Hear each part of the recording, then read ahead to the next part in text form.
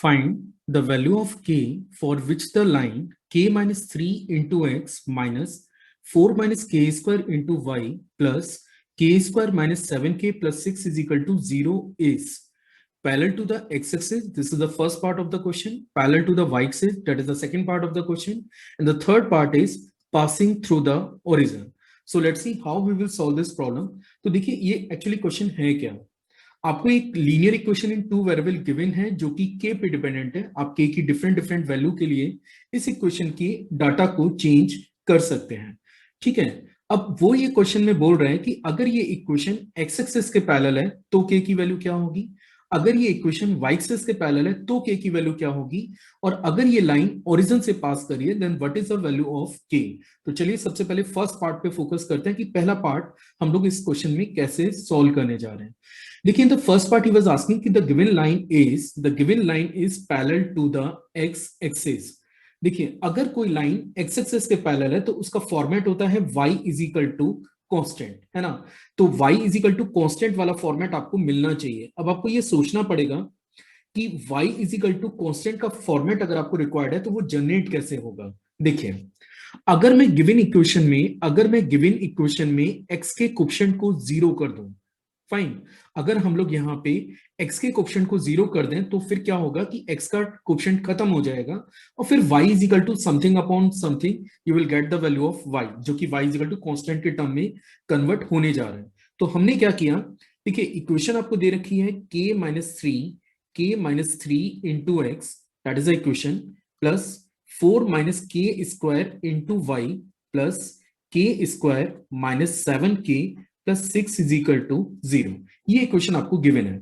और जैसा मैंने आपसे कहा कि अगर आपकी लाइन x एक्सिस के पैरेलल है तो फिर उसमें x का कोएफिशिएंट 0 होना चाहिए, और यहाँ पे x का कोएफिशिएंट क्या है, that is actually k minus 3। अगर मैं ये डाटा को उठा के 0 करता हूं तो यहां से k की वैल्यू हम लोग क्लेम कर सकते हैं, and the value of k is equal to 3। तो यहां से k की वैल्यू हमें 3 मिल जाती है।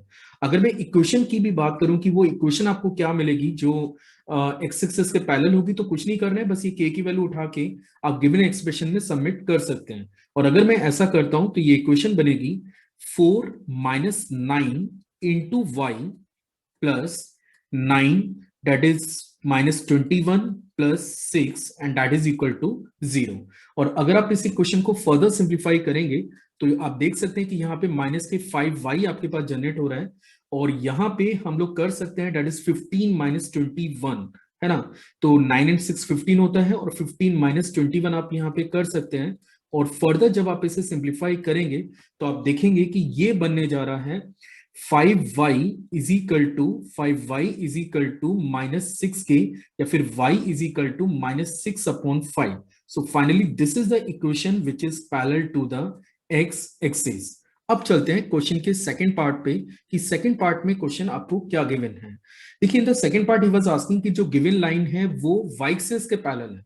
अगर आपकी लाइन y एक्सिस के पैरेलल है तो इसका मतलब इसका फॉर्मेट होना चाहिए x is equal to constant, है ना। ये फॉर्मेट जब तक आपको नहीं मिलेगा वो लाइन y एक्सिस के पैरेलल नहीं होगी। It means now what we have to do, we have to put the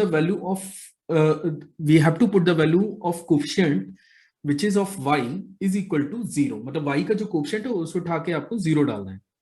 तो 4 माइनस के स्क्वायर को उठा के आप जैसे 0 डालते हैं तो यहां से k की दो वैल्यूज आती हैं, एक वैल्यू आ रही है 2 और एक वैल्यू आपको मिल रही है -2।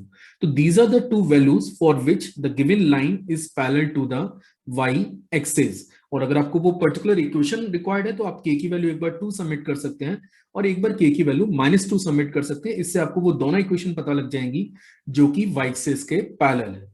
Now we are moving for the third part of the question, और थर्ड पार्ट में इसने पूछा है कि ये जो लाइन है it is passing through the origin. देखिए अगर कोई भी लाइन ओरिजिन से पास करती है it means it is passing through the point 0,0। ये जो लाइन है वो 0,0 से पास करती है, इट मींस 0,0 इसको सेटिस्फाइड करेगा। अगर गिवन इक्वेशन को 0,0 सेटिस्फाइड करता है तो ये इक्वेशन बनेगी 0 minus 0 plus k square minus 7k plus 6 is equal to 0। और जब आप इसके स्प्लिट करेंगे, जब आप इसके फैक्टर वगैरह करेंगे तो आप देख सकते हैं कि the term you are getting k minus 1 into k minus 6 and that is equal to 0, या फिर आप लिख सकते हैं k is equal to 1 and k is equal to 6. So these are the two values for which the line is passing through the origin. और बाकी के a और पार्ट की बात करें तो a पार्ट में था कि k is equal to 3 डाल दीजिए, तो ये लाइन x एक्सिस के पैरेलल होगी। k की वैल्यू अगर आप 2 और -2 सबमिट करते हैं तो ये लाइन y एक्सिस के पैरेलल होगी, और k की वैल्यू 1 या 6 अगर आप सबमिट करते हैं तो the line is passing through the origin.